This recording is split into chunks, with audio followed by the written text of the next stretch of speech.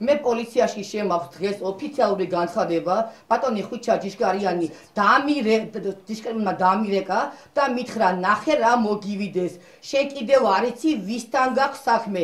ბატონო ხვიჩა, მე ეხლა კი არა დიდი ხნის უკან ვიცოდი, ვინ იყავი თქვენ და ვინ ბრძანდებოდი თქვენ.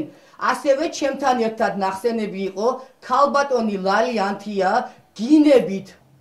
ესენი იყვნენ დაკავებულები სიების ჩამოწერაში, ვინ სად და რომელ თანამდებობებზე უნდა დანიშნულიყო, იყო ზონდერ ბრიგადების შემოსევა, ჰყავდათ იქ ნაციონალები ისეთი, ჩანერგილებს დავარქმევდი, მიზან მიმართულად არჩევნები, რაც დღეს ჩვენ უყურებთ ზუგდიდში, ჩააგდო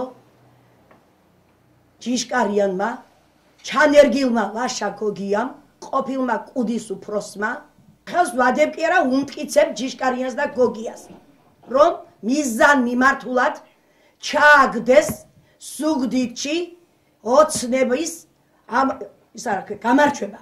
ეს იყო მიზან მიმართული. ხვალ თუ ზეგ დავაკონკრეტებ სოფლის კოორდინატორმა, 5 სოფლის კოორდინატორმა როგორ გაყიდა 500 ლარად ოცნება. კომენტარის გარეშე.